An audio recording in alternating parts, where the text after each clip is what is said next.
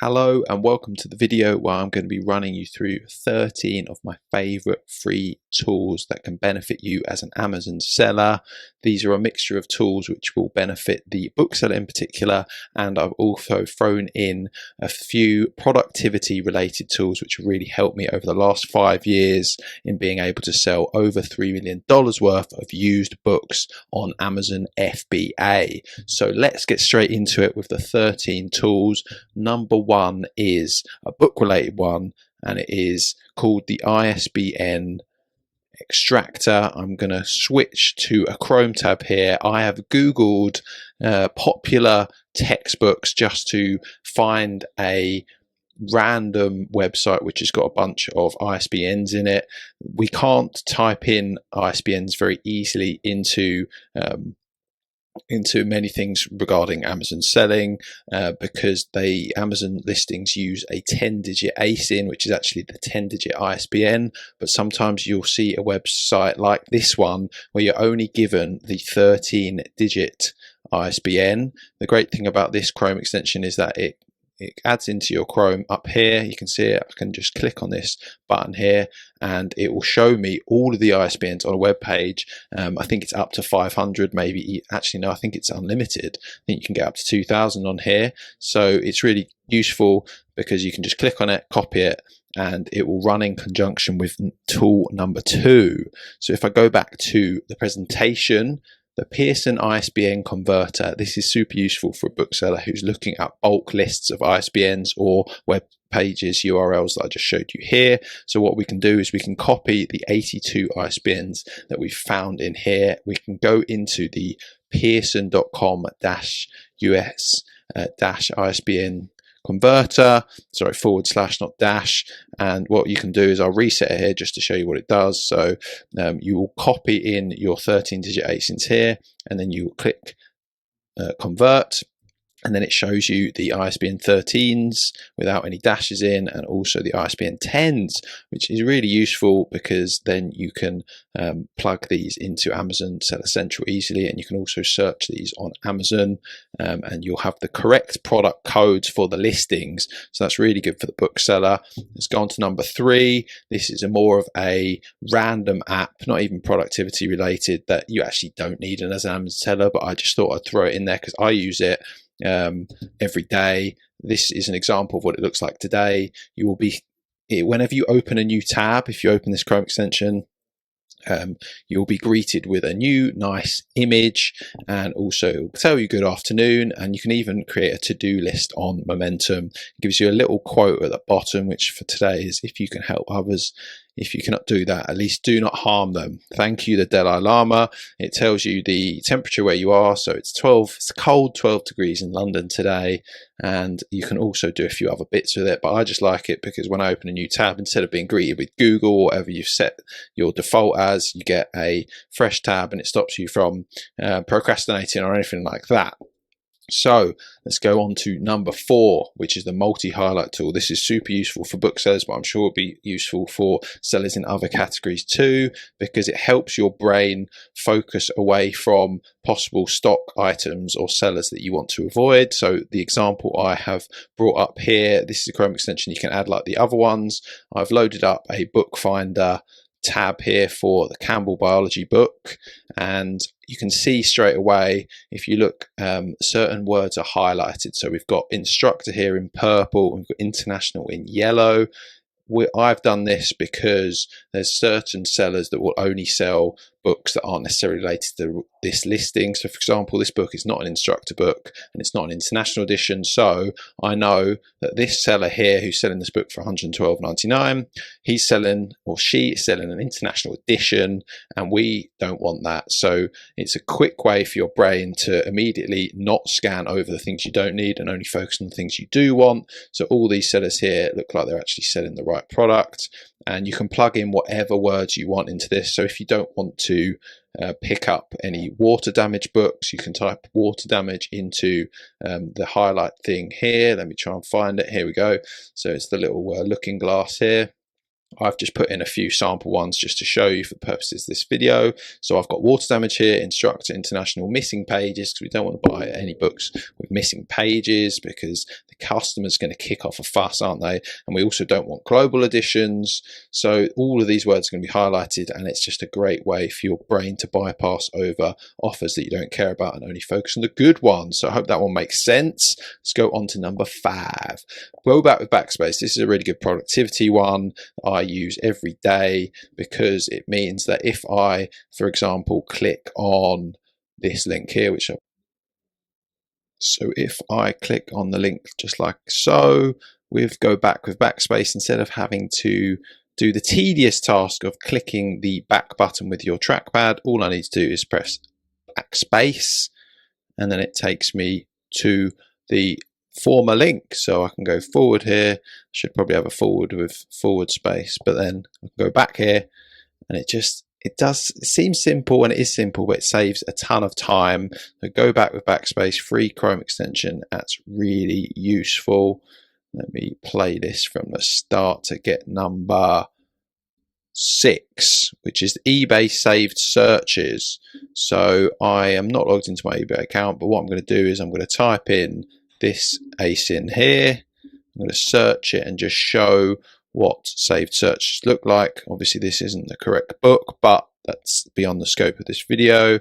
So what we would do is, if we wanted to buy this book for anything under 40 bucks, because currently the lowest offer is 49, I'm just guessing here, I'm probably gated in this book anyway because it's a very popular textbook, but you just put a minimum of 0 and a maximum of 40 bucks, and then you'd click search there.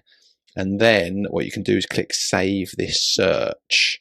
And when you save it, you get an email every single day showing you if that particular ASIN is available on eBay at or below 40 bucks. And you can set up to 200 of these, and it can be a really good sourcing technique for booksellers and any used media sellers alike, really.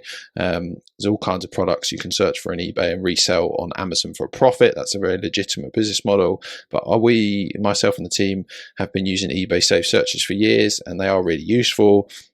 And they can also help you find cheap auctions, which you can then stack onto saved searches with a eBay sniping service such as Gixxon, which I've mentioned before, and that can be really lucrative for getting below market value books and other items. So you'll be able to find your saved searches if you scroll down my eBay and you go to saved searches. I'm not going to sign in, but that's where it is. Let's go on to number 7, which is Vimeium.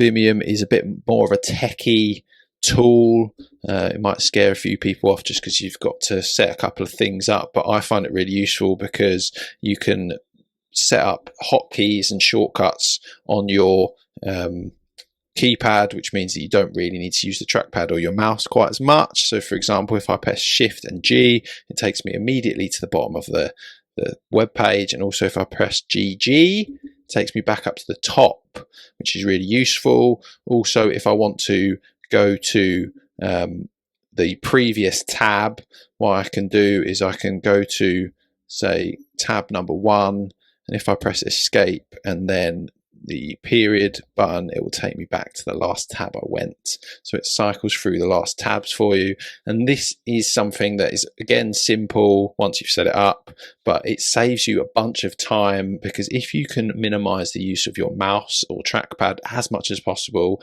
it will save you hours and hours in the long run. I've been using this for years, and definitely being able to use your keypad as much as possible is going to be a superpower for you in the time-saving department. So on to number 8 is Trello. This is another very simple to-do list app. I know a lot of people use different ones. People might use Notion or Asana. I've never used Asana. I like Notion, but it's quite complex. I like to keep things simple when it comes to to-do lists. So if you've never used it before, I highly recommend Trello. So I've opened up an example workspace in here. It looks it's very simple. It's very easy on the eye. All I do is I have, say, I create boards and lists, so I'll have like a Monday list, and I'll add that, and I'll have a Tuesday, Wednesday, and so on and so forth. And if I know I need to do something on Monday, it's currently Thursday, so I'll put something like record YouTube video, and then I will be able to go back to that later in the day if I've forgotten to do a task, and I'll immediately be able to see my to-do list. I know some people use pen and paper to-do lists, but I just like having this on my Chrome browser because this is where I spend the most time on Chrome. So if I can constantly know what I need to do that day, it keeps me focused and stops me from straying away from tasks or spending too much time doing tasks that I shouldn't be doing when the priorities are higher. And usually I put my high priority stuff on my Trello, and I'll know what I need to do, and it helps keep it organized. Obviously you can set it up whatever way you like, whatever's easiest and most productive for you, but that's the way I like to do it. And because it's free, I think it's just a great tool and simple and effective.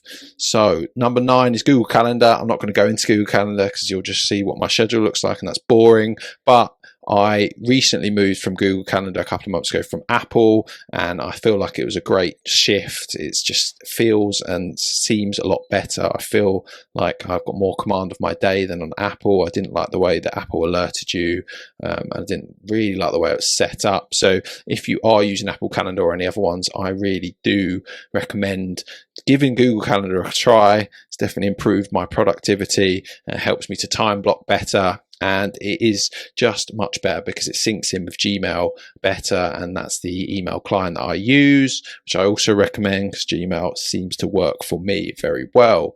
Number 10 is something that many arbitrage sellers will know and use frequently, but just in case you don't know about Cashback Sites, myself and the team predominantly use Be Frugal and Top Cashback. The great thing about them is that you can pretty much, like it says on the tin, you get cash back on all your purchases. Certain book websites you can get up to 5.25% back. Websites such as Libris.com, abooks.com used to be 5%, but at the moment it seems to be about 2%.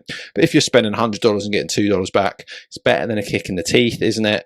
And the cool thing is that you get a Chrome extension here that you can add, and you can go on a website such as books here, and then you can click on it and you can activate your cashback, and it lets you know what percentage that particular retailer is providing. You can also compare with Top Cashback. So obviously this is 0.1% better, so I'm probably going to choose Top Cashback instead of Be Frugal, and then they will pay you out in either cash to your PayPal account, or they will pay you in, say, Amazon gift cards, and you get a little percentage extra, and you can get other gift cards as well. So it's just a really easy way to rake back a bit of cash from your inventory, and it's super useful if you don't use that already.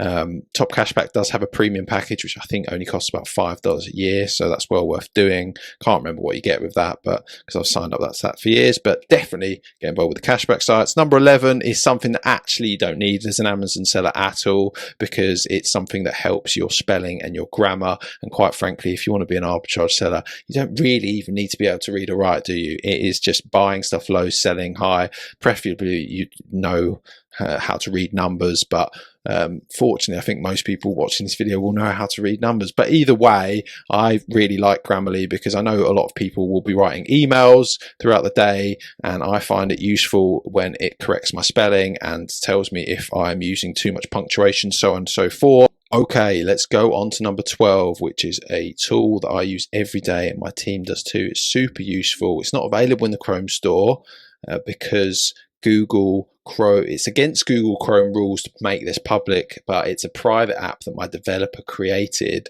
So if you do want this, I can send it to you in a link, but I do ask that you sign up to my newsletter and then email me, and then I'll send you the link to it, because then it would be great if you could be part of the Sellbooks FBA and the SEF tribe, and then you can, you're welcome to have the async highlighter. Let me show you it in action. So what it does is you can highlight any 10-digit ISBN or ASIN like so, and you'll get the option to open it up in Bookfinder or Amazon like so. So I'm holding Command to open it up in a fresh tab, but it will open up in a new tab if you just click it, and then it brings the ASIN up in Amazon and Bookfinder, I'll do that again with this example here. So I will click on this listing for a random book I picked out, and I can open this up in Bookfinder and Amazon, and it's just a great way to quickly check up on, say, your stock, or if you wanted to find a deal, then you can, and it immediately opens up. And we know how useful Bookfinder is in finding low market value books, and it's a great tool. So yeah, if you want that, as I say, please sign up to my newsletter and I'll send it to you. As with number 13, which is definitely last but not least, this is my bookseller Google Sheet, which I do send out to anyone who requests it, who also join up my newsletter. I'll run it through quickly to you here. Here's instructions of how to copy it, because I don't want you messing up the master file, but you are welcome to mess up whatever copy you create of it as you want. So this is great for the beginner seller. I've created a buy sheet. I go into more detail on this in a separate video that I can send to you, but also, so this is quite good for any new seller who's not got their own buy sheet set up in Google Sheets. It's obviously a great way to track all your orders and purchasing and SKUs and so on and so forth.